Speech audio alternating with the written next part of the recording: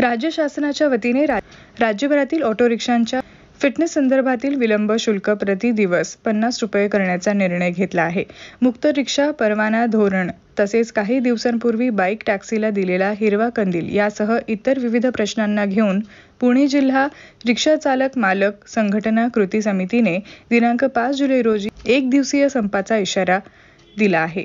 या संपानंतरही शासनाने या संदर्भात ठोस उपाययोजना न केल्यास आगामी काळात आणखी तीव्र आंदोलन करण्याचा इशारा रिक्षा चालक मालक संघटना कृती समितीने पुण्यात आयोजित पत्रकार परिषदेत दिला। यावेळी अशोक साळेकर, सचिन वैराट, कुमार शेट्टी, अंकुश नवले, शफिक पटेल, प्रदीप भालेराव, प्रकाश झाडे, बापू धुमाळ, आनंद अंकुश, शिवा आदी 15 संघटनेचे पदाधिकारी उपस्थित होते।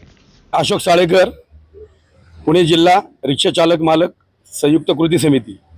आज आम्ही गेले 2 महिन्यापासून जो हायकोर्टाने 2017 साली जे 50 रुपये फिटनेससाठी चार्ज केला होता, तर तो आज 2024ला सरकारने हायकोर्टाने उठवला आहे आणि गेल्या 2016 पासून तो 50 रुपये चार्ज प्रमाणित म्हणजे लेट फी घेत आहेत।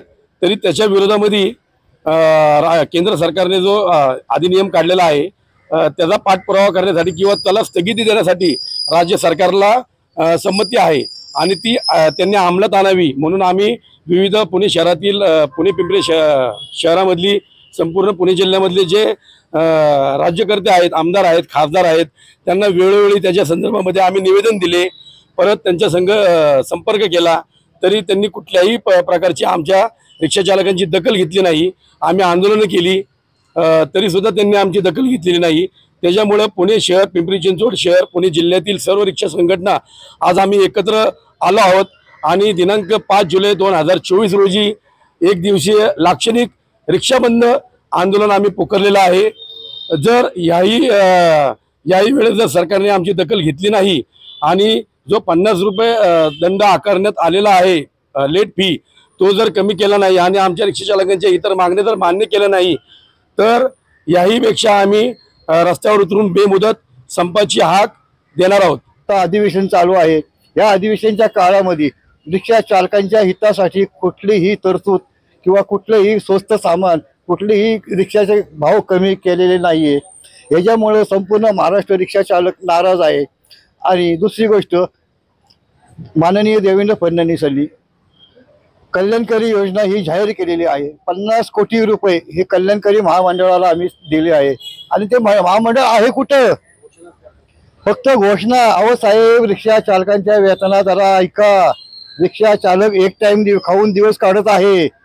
आम्ही विनंती आपणास करत आहोत, येणाऱ्या विधानसभेला संपूर्ण महाराष्ट्रातनं आपल्या आघाडी सरकारावरती रोष आलेला आहे, तरी आपलं सरकार स्थिर ठेवण्याकरता रिक्षा चालकांच्या मागण्या 2 दिवसात का होईना मान्य करा। आम्ही कुठलाही संपर्क करणार नाही ही ग्वाही देतो की एकाही विषयावर आम्हाला निर्णय दिला गेला नाही, आम्हाला न्याय मिळालेला नाही। फक्त एक विषय आला, त्याला पुढे करण्यासाठी किंवा त्याला हे करण्यासाठी दुसरा विषय आणला जातो, दुसरं संकट आमच्या तोंडावर आणलं जातं।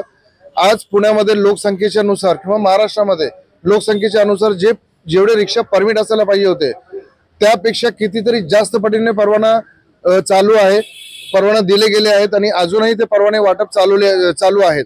आणि प्रमुख मुद्दे आहेत की बाईक टॅक्सी कल्याणकारी मंडळाची घोषणा नुकतीच या सरकारने केली आणि ही प्रत्येक विधानसभा आल्यानंतर होती, ह्यावेळेस सुद्धा केली। आम्हाला वाटत होतं की एकनाथ शिंदे साहेब आमचे रिक्षा चालकांचे प्रतिनिधी म्हणून मुख्यमंत्री आहेत, ते तरी आमच्यासाठी काहीतरी करतील, मागच्या सरकारने केलं नाही। पण शिंदे साहेबांनी आमच्याकडे 3 वर्ष गेली लक्ष दिलेलं नाहीये।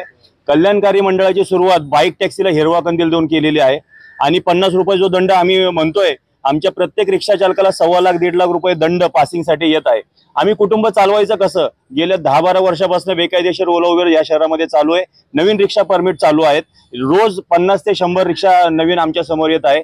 आज रिक्षा एक पॅसेंजरने हात दाखवला की 10-15 रिक्षा उभ्या राहतात। आज जगणं मुश्किल झालंय, शाळेच्या फिया भरणं मुश्किल झालेलं आहे, आम्हाला कुटुंब चालवणं मुश्किल झालेलं आहे। त्याकरता आम्ही निर्णय घेतलेला आहे, दिनांक 5 जुलै रोजी आम्ही हा एक दिवसीय बंद पुकारून आम्ही जिल्हाधिकारी कार्यालयावर या 15 रिक्षा संघटनेच्या माध्यमातून 80,000 रिक्षा चालक बंद मध्ये सहभागी होणार आहेत आणि या जिल्हाधिकारी कार्यालयावर मोर्चा काढणार आहे। आणि वेळ पडली जर का सरकारने या विधानसभेमध्ये आम्हाला न्याय नाही दिला तर विधानसभेला आम्ही सर्व मिळून या सरकारचा निषेध करू आणि सरकार पाडण्याचा आम्ही नक्कीच प्रयत्न करू।